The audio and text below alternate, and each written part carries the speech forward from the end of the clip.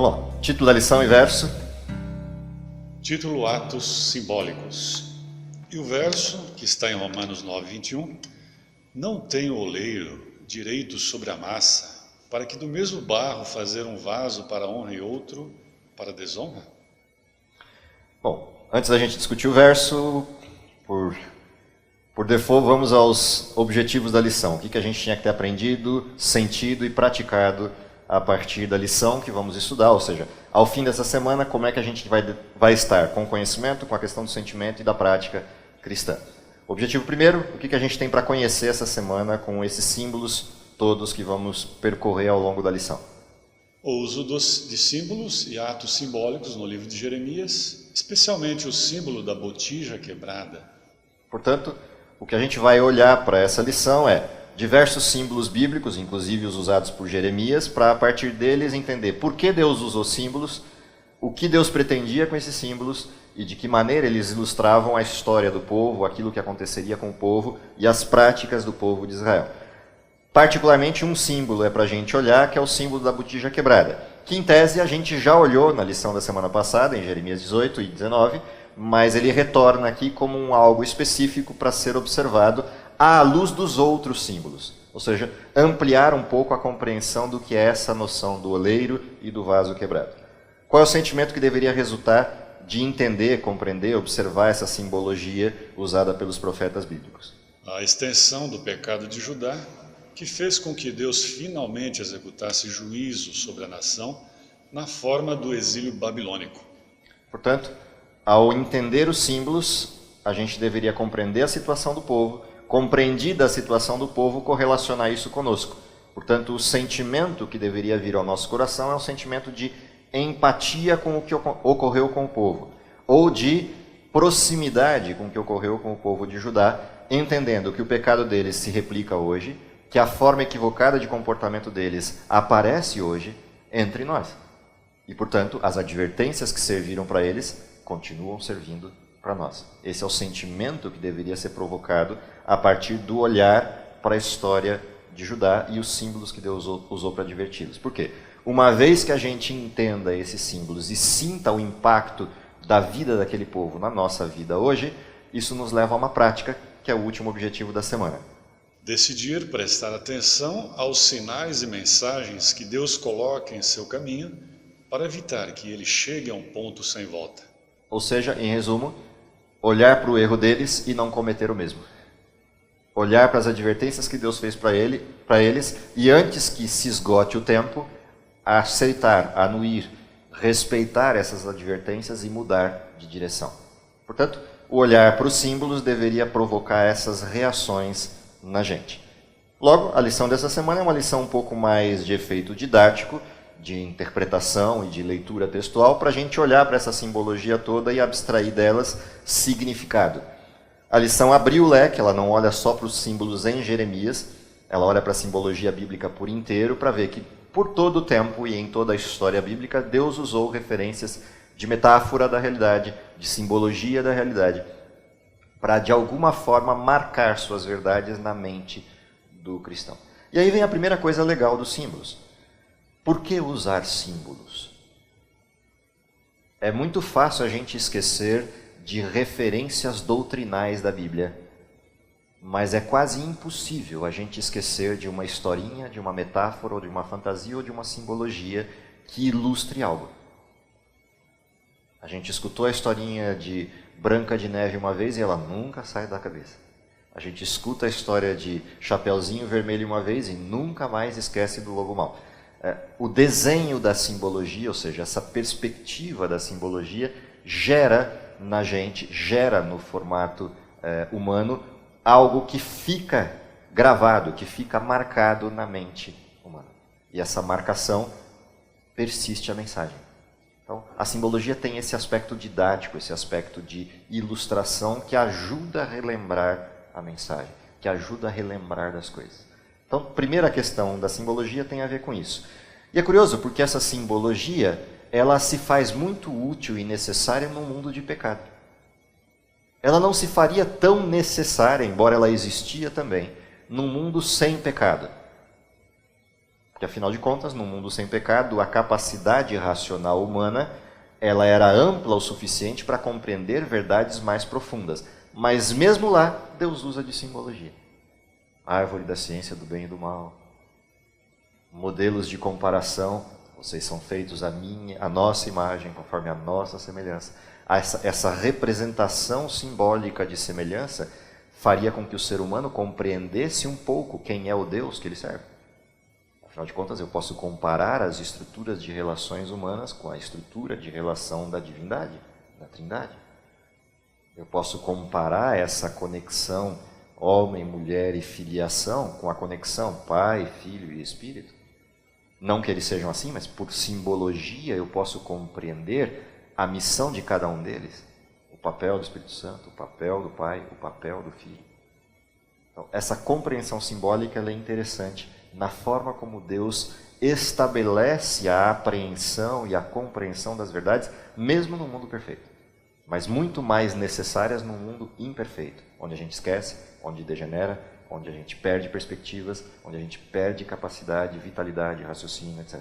Então, para nós, muito mais do que para Adão e Eva, simbologia é algo vital para a compreensão de determinadas coisas, representação de determinadas coisas. Então isso é legal de observar.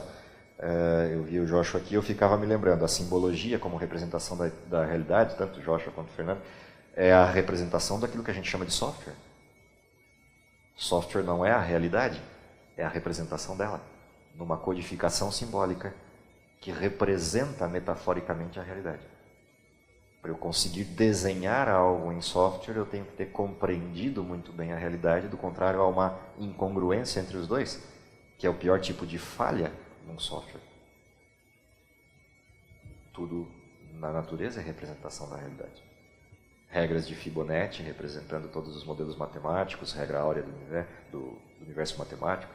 Todas essas coisas são simbologias que representam algo. Deus escolheu assim o modelo de aprendizagem, o modelo de ensino. Posto isso, então a gente vai para os símbolos. Primeira relação de simbologia interessante que o texto traz para a gente lembrar está lá no Gênesis. Capítulo 4, versos 3 a 7, que é a primeira simbologia que somos convidados a mergulhar. E essa simbologia traz algo do plano da redenção. Essa simbologia lá de Gênesis 4 é a simbologia do sacrifício ofertado por Caim e por Abel. Abel oferta um sacrifício de sangue, Caim oferta um sacrifício da sua produção. Ora, por que essa simbologia? Na realidade, essa simbologia não acontece aqui, ela acontece em Gênesis 3, desde o verso 15, e principalmente nos versos finais, quando expulsos do Éden, antes de sair, Deus faz o quê? Roupas de pele.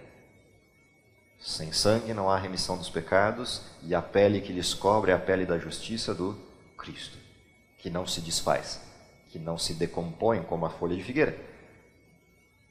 Por que essa simbologia daquela roupa feita de pele?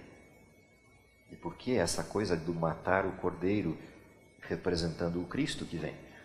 Portanto, Deus vai impregnando na mente humana o que significou o pecado e o que significa a vida.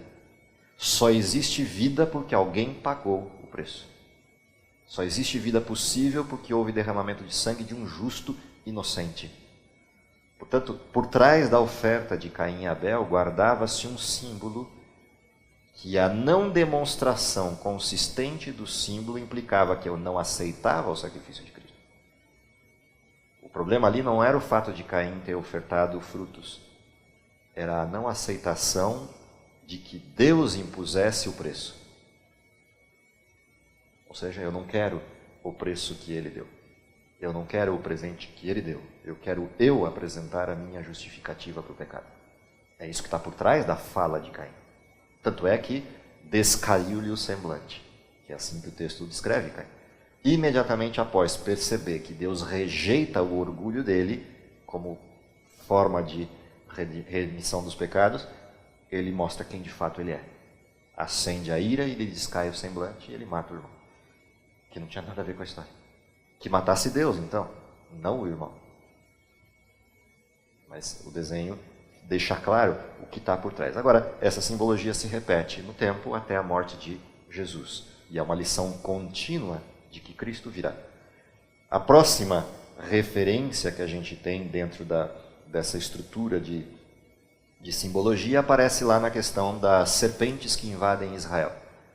Israel é picado por uma série de serpentes no deserto, está à beira da morte, alguns até chegaram a morrer, e vem a reclamação. Vamos morrer no deserto, Deus nos tirou do Egito para nos matar aqui. Vai Deus de novo, com toda a paciência do mundo. Moisés, faz uma serpente de bronze, põe no alto de uma haste e passa pelo povo. E diz para eles, quem olhar para a serpente e acreditar em Deus, esse será salvo, será curado. Qual o símbolo ali? Há uma série de coisas curiosas aí. Quer dizer que Deus incentivou a idolatria?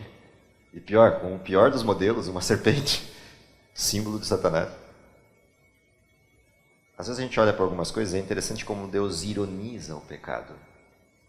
Há uma série de coisas que a gente podia olhar nesse símbolo. A primeira delas está no próprio símbolo. A escolha da serpente é um elemento peculiar. Deus não podia escolher outra imagem. Por exemplo, o oposto da serpente, já que as serpentes causaram o mal. Mas na hora que você olha isso, para lá, quem é a serpente? Satanás. Bom, Satanás provocou o mal ao povo. Agora Deus zomba disso e diz, o mal que ele provocou não me atinge. Ele é só a falsidade do modelo. Aquele que é o verdadeiro pode salvar aquilo que Satanás provocou. Deus de novo brinca com a história. E não só isso, mostra para eles que não há nada no ambiente humano que possa salvá-los. Afinal de contas, uma serpente de bronze pode salvar do veneno de uma serpente verdadeira.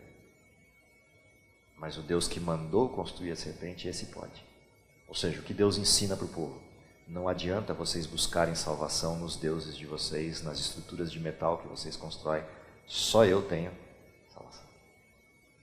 Então, diferente de incentivar a idolatria, o que na realidade o povo aprendeu, e nós não aprenderíamos isso como ocidentais, mas eles como orientais aprenderam. A olhar para a serpente e entender que aquilo não passava de um pedaço de metal, eles entenderam que a salvação não estava ali. A salvação estava no Deus que eles não veem. E que eles são tão medíocres que precisavam ver para crer. E é isso que eles entenderam ao olhar para a serpente. Ou seja, a salvação estava conosco o tempo todo e a gente estava buscando em outro lugar. Isso também leva a uma outra simbologia que está lá em João, capítulo 12, verso 32.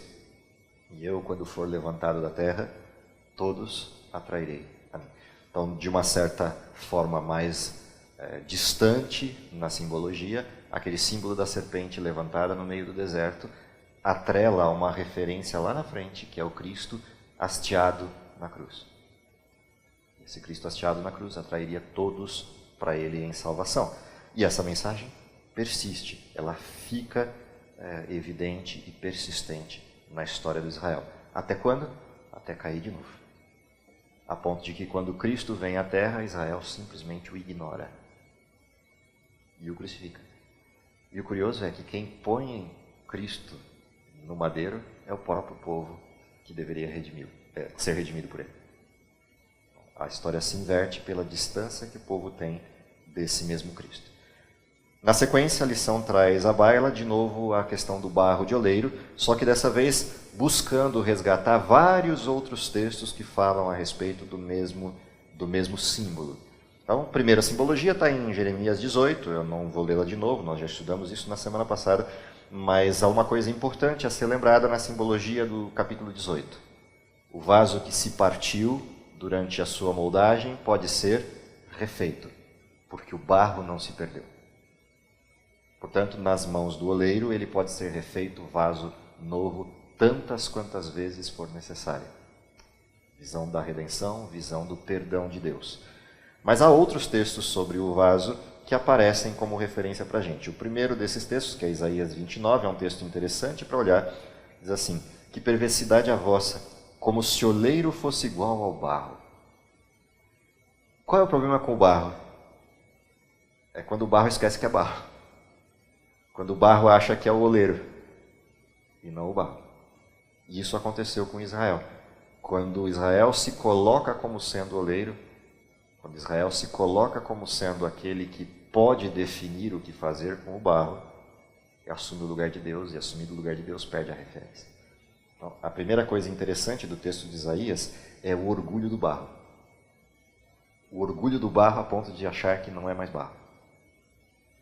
Na carona desse texto, vem o texto de Isaías 45, que pontua assim: ai daquele que contende com o seu Criador, que briga com o seu Criador. E aí vem o barro que sabe que é barro, mas não quer ser o vaso que o Criador fez.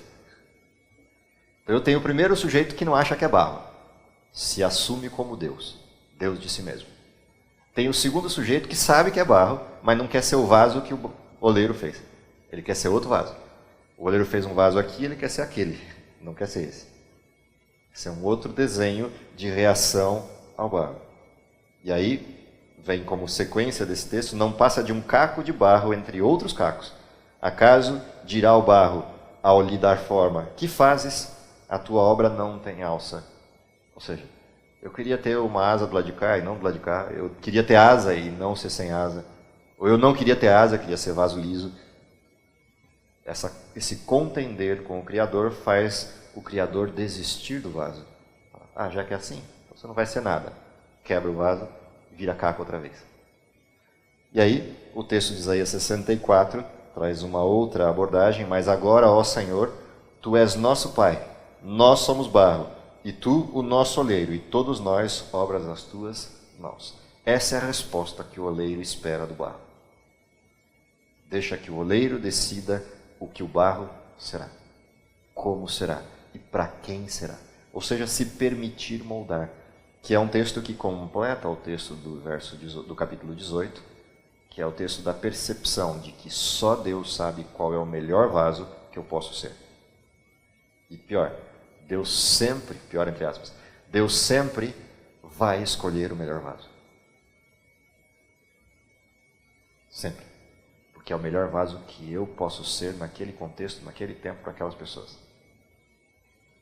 Dentro desse desenho vem o último verso, e esse é o verso que virou o verso áureo da lição, que é o texto de Romanos, capítulo 9, verso 18 a 21. Logo, tem ele misericórdia de quem quer e também endurece a quem lhe apraz. Tu, porém, me dirás: de que se queixa ele ainda? Pois quem jamais resistiu à sua vontade? Quem és tu, ó homem, para discutires com Deus? Porventura pode o objeto perguntar a quem o fez: por que me fizeste assim?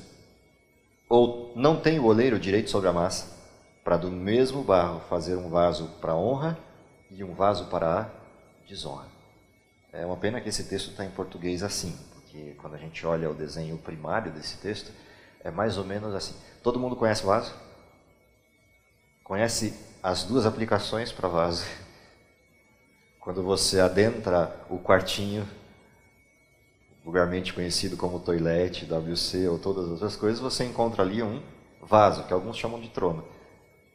Quando o texto diz um vaso para honra e um para desonra, é isso. Os dois são vasos. Só que um serve para uma abordagem, outro serve para outra abordagem. A pergunta é: se Deus te escolheu para ser o vaso da desonra, você pode questionar com Ele. Quando a gente traz isso para a história de Jeremias, isso tem um significado todo peculiar. Deus escolheu Jeremias para ser o vaso da desonra. Desonra em que sentido? No sentido do que os humanos fizeram com Jeremias. Porque para Deus ele é um vaso escolhido. Porque quem lhe confere honra não é quem o usa, é quem o fez. Então, essa situação é muito interessante em Romanos 9, 18 a 21. É Deus quem decide o que o vaso será. Óbvio, eu posso fazer uma segunda aplicação desse texto, que é: alguns vasos serão honrados, outros vasos serão desonrados e quebrados. Também é uma aplicação desse texto. Mas eu gosto da primeira parte da aplicação, que é: Deus sabe para que escolheu. Então, se Deus escolheu que você, nesse contexto, a melhor situação para poder converter pessoas e ajudar pessoas a encontrarem Deus é sofrer, aceita esse pouco de tempo que você vai sofrer, porque a honra já está reservada para você. Você é vaso escolhido. Mas para uma missão que talvez não seja honrosa. Para alguns, a missão vai ser honrosa. Moisés liderou o povo de Israel para libertar do Egito e conduzir a Canaã. Mas para outros, a missão não será honrosa no sentido humano da honra, mas será honrosa no resultado. Já imaginou um mundo sem os vasos? A podridão que seria. Portanto, aquilo que tem uma aparente desonra liberta o mundo de uma série de problemas.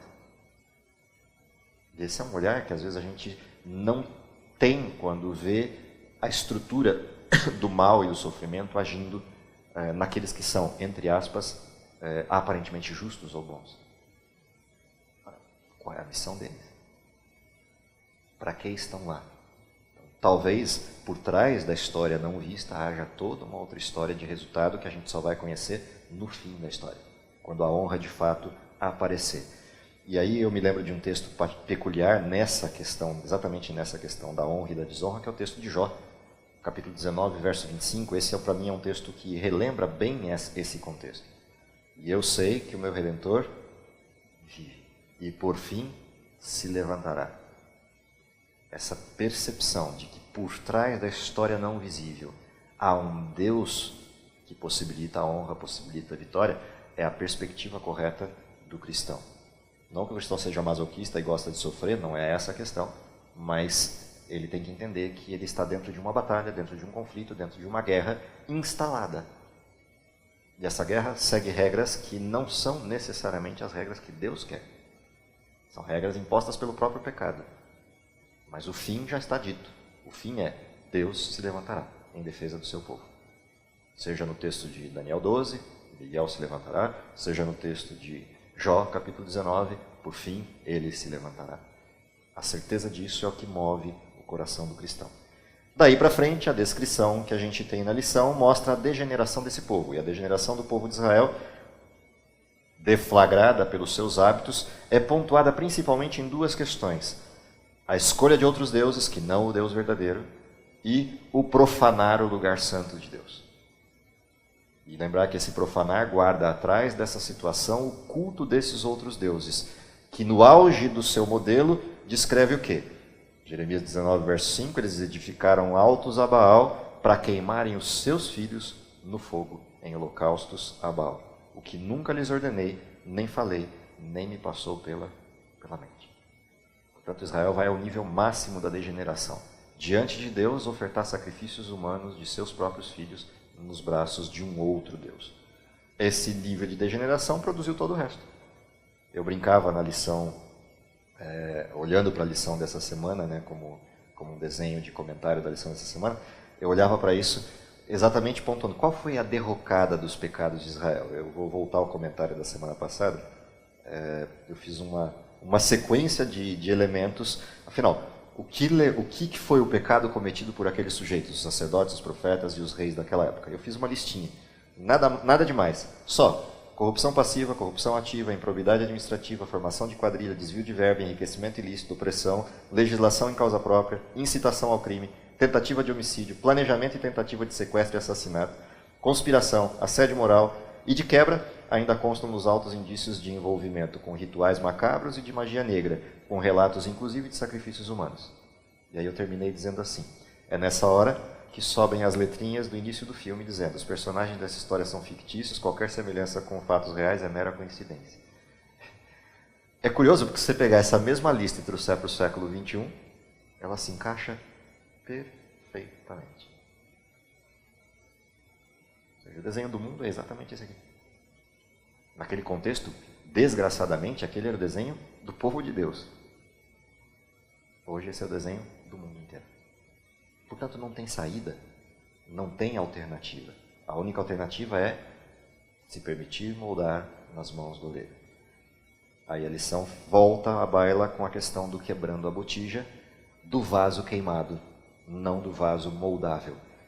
Ou seja, a não resposta às advertências de Deus de todos os símbolos anteriores conduz o povo a se queimar, a se tornar vaso rígido, vaso endurecido.